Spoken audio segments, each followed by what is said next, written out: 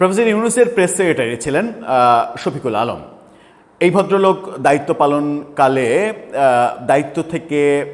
দায়িত্ব শেষ করার পরে নিজে কি করবেন, কি মানে তার নিজের জবটা কি হবে, নিজের ইনকাম সোর্সটা কি হবে, সেই মেটিকুলাস প্ল্যানটা সরকারে বসে থেকেই করেছিলেন এবং একজন ইনভেস্টর জোগাড় করেছিলেন। সেই ইনভেস্টরের বিরুদ্ধে দুদকে মামলা ছিল, সেই মামলা নিজে প্রভাব খাটিয়ে সেগুলো সেই মামলা থেকে অব্যাহতি দেওয়ার ব্যবস্থা করেছিলেন এবং তাকে ইনভেস্টর বানিয়ে একটা পত্রিকা প্রকাশের সিদ্ধান্ত ক্ষমতায় থাকার সময়ই সব কিছু রেডি করে ফেলেছিলেন এবং ক্ষমতায় থাকা অবস্থাতেই সেই পত্রিকার লাইসেন্স পর্যন্ত নিয়ে রেখেছিলেন। এই অভিযোগগুলো দুদকের এই অভিযোগগুলো অনেকবার আমরা শুনেছি। ক্ষমতায় থেকে যাওয়ার পরে আমরা দেখলাম যে খুব দ্রুত গতিতে সেই পত্রিকার কাজ তিনি শুরু করলেন। লাইসেন্সটা কিন্তু তার ক্ষমতায় থাকার সময় নেয়া এবং শুরু করার পরে আমরা দেখলাম যে সম্প্রতি এই পত্রিকাটা ওয়েবসাইটে এসেছে, এখনও প্রিন্টিং ভার্সন বের হচ্ছে না। পত্রিকার নাম ডেইলি ওয়াদা, ইংরেজি পত্রিকা। ডেইলি ওয়াদা যখন বাজারে আনবেন তখন ভয়ঙ্কর একটা ব্যাপার, ভয়ঙ্কর একটা ক্রিয়েটিভ সংকট আমাদের চোখে পড়েছে। সেই ক্রিয়েটিভ সংকটটা কি? জার্মান বিখ্যাত গণমাধ্যম ডয়েচে ভেলে, যারা লোগো হিসেবে ডি আর ডাব্লিউ ইউজ করে, DW লোগো দেখলেই আমরা বুঝতে পারি এটা ডয়েচে ভেলে। সেই জার্মান গণমাধ্যম, প্রখ্যাত গণমাধ্যম, সেই গণমাধ্যম ডয়েচে ভেলের লোগো DW হুবহু লোগো হিসেবে ব্যবহার করছে, প্রায় 90% হুবহু লোগো হিসেবে ব্যবহার করছে ডেইলি ওয়াদা। এবং সেখানেই প্রশ্ন জেগেছে যে প্রফেসর ইউনূস যাকে প্রেস সেক্রেটারির আসনে বসিয়েছিলেন, যিনি বিদেশি গণমাধ্যমে বহু বছর কাজ করেছেন, তার ক্রিয়েটিভ জায়গাটা যদি, মৌলিক জায়গাটা যদি এটা হয় যে ডয়েচে ভেলেকে হুবহু অনুকরণ করতে হবে, তাও লোগো, যেটা পত্রিকার ফার্স্ট আউটলুক, যেটা দেখলে, যে সিম্বলটা দেখলে আমি বুঝতে পারবো, প্রথম আলো সিম্বল দেখলে আমি বুঝতে পারি এটা প্রথম আলো, ইত্তেফাকের দেখলেই বুঝতে পারি আমরা ইত্তেফাক, তেমনি সব পত্রিকার, বিবিসির লোগো দেখলেই বুঝতে পারি বিবিসি। এখন যদি CNN মনে করে আমি বিবিসির মতো করেই ওইভাবে BBC, ওইভাবেই আমি CNN লিখব, একই ফর্মুলায়, তাহলে কি CNN এর ইজ্জত থাকে যদি বিবিসিকে নকল করতে চাই? ঠিক এই ঘটনাটাই ঘটেছে এই ক্ষেত্রে। চলুন একটু আলোচনা করে এবং দৃশ্যগুলো, ছবিগুলো দেখে বোঝার চেষ্টা করি যে এই সংকটটা কেন, আর এই পত্রিকাটা যে বাজারে আসছে এটা কি নিরপেক্ষ পত্রিকা হবে নাকি প্রো বাংলাদেশের পত্রিকা হবে, আর এই প্রো বাংলাদেশ আসলে কারা?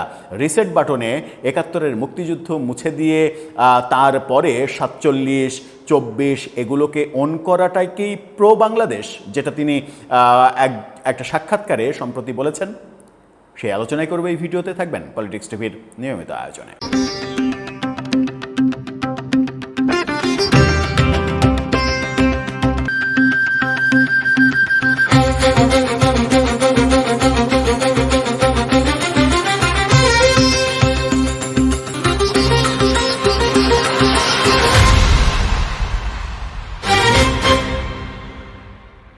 দর্শক, বলছিলাম প্রফেসর ইউনূসের মেটিকুলাস প্রেস সেক্রেটারি শফিকুল আলমের কথা।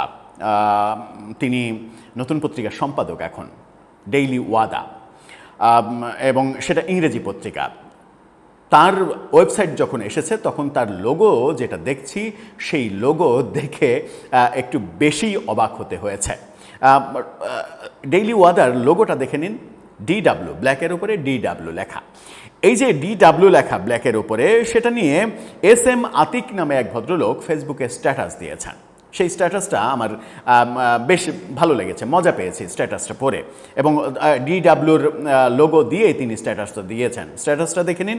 সেখানে তিনি লিখেছেন, সাবেক প্রেস সচিব শফিকুল আলমের সম্পাদনায় নতুন পত্রিকা বাজারে এসেছে, প্রিন্ট ভার্সন অবশ্য আসেনি, ওয়েব ভার্সনটি উন্মুক্ত করা হয়েছে, শুভকামনা জানায়। এই পত্রিকাটি নিরপেক্ষ কোনো পত্রিকা হবে না, পত্রিকা নিরপেক্ষ হওয়া উচিতও নয়, কিন্তু কোন পক্ষ নেবে এটা গুরুত্বপূর্ণ বিষয়। খুবই মজা দিয়ে লিখেছেন। তবে ইতিমধ্যেই পত্রিকায় যেসব লেখালেখি প্রকাশিত হয়েছে তাতে বোঝা যায় যে দক্ষিণ পন্থাকে বাংলাদেশ পন্থা বলে প্রতিষ্ঠা করার একটি প্রবণতা থাকবে পত্রিকাটির। শফিকুল আলমের কাছের মানুষজন, রাজনীতিবিদরা যারা, তাদেরকে দেখলেই তো বোঝা যায় কাছের মানুষ কারা, যাদেরকে তিনি আগামীর প্রধানমন্ত্রী হিসেবে ঘোষণা করেছিলেন, এবং তারা কোন জোটের সঙ্গে গিয়েছেন এবং তাদেরই পারপাস সার্ভ করবে, এটা পরিষ্কার তার ভাষ্য। হাস্যকর বিষয় হলো পত্রিকার লোগো হুবহু কপি করা হয়েছে ডয়েচে ভেলেকে, দৃষ্টিকটু লাগছে। এই পত্রিকার কর্তারা সারাক্ষণ ভারত বিদ্বেষী স্লোগান দেন, কিন্তু বাস্তবতা কি জানেন? তারা তাদের ওয়েবসাইট ডেভেলপ করিয়েছে ভারতের প্রতিষ্ঠান কোয়েন্টাইপকে দিয়ে। কোয়েন্টাইপ মানে একটা প্রতিষ্ঠান রয়েছে ভারতের, তাদেরকে দিয়ে এই ডেইলি ওয়াদার ওয়েবসাইট করা হয়েছে। অবশ্য শফিক ভাই বলতেই পারেন, আমরা স্লোগান দেই দিল্লি না ঢাকা, ঢাকা ঢাকা। বেঙ্গালুরের সাথে তো আমাদের কোনো মানে বিরোধ নেই, ভারতের বেঙ্গালুরের সঙ্গে তো কোনো বিরোধ নেই, আমরা তো স্লোগান দিই দিল্লি না ঢাকা, ঢাকা ঢাকা।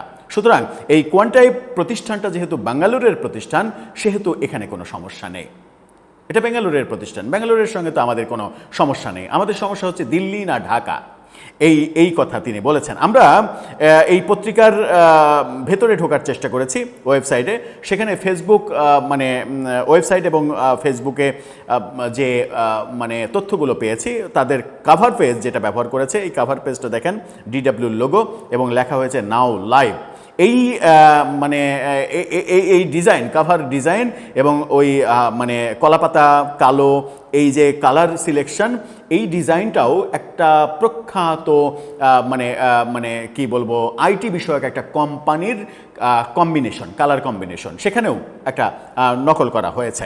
এবার দেখানেন যে ব্যাপারটা আপনাদের কাছে একটু কনফিউশন কিংবা সন্দেহজনক মনে হতে পারে, সেই কারণে ডিডব্লিউর যে ফেসবুক পেজ, সেই ফেসবুক পেজটা দেখে নিন।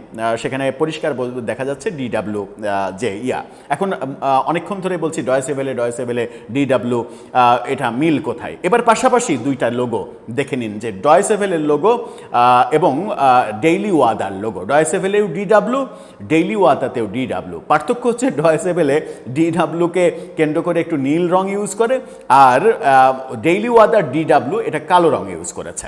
এই হচ্ছে পার্থক্য। এখন আমি এই পার্থক্যটা নিয়ে একটু গুগলে গবেষণা করার চেষ্টা করেছিলাম।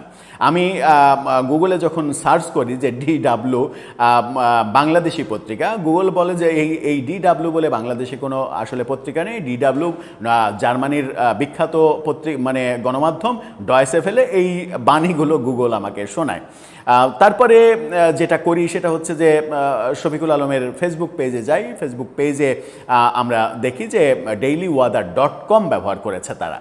এরপরে ওয়েবসাইটে গিয়ে সরাসরি .com ওয়েবসাইটে গিয়ে সেটা পাওয়া গেছে। তার মানে গুগলও বলছে ডিডব্লিউ এটা বাংলাদেশের কোনো গণমাধ্যম না, এটা জার্মান বিখ্যাত গণমাধ্যম ডয়েচে ভেলে। এত কথা কেন বলছি? এত কথা এই কারণেই বলছি যে একজন মানুষ, একজন প্রচণ্ড মেধাবী মানুষ, যারা কোটানা মেধা মেধা মেধা এই স্লোগানটা প্রতিষ্ঠিত করার চেষ্টা করেছিলেন, সেই মেধাবী মানুষ, তার হঠাৎ করে এত মেধার সংকট হয়ে গেল যে বাংলাদেশে একটা আন্তর্জাতিক মানের ইংরেজি দৈনিক তিনি শুরু করলেন এবং সেই দৈনিকটার লোগো তিনি মেরে দিলেন ডয়েচে ভেলের লোগো থেকে। এটা কি হলো? আর এই ক্রিয়েটিভিটি দিয়েই কি বাংলাদেশে 1.5 বছর একটা সরকার চলেছে, যারা একটা প্রতিষ্ঠান করবে সেই প্রতিষ্ঠানের মৌলিক লোগো বানাতে পারে না?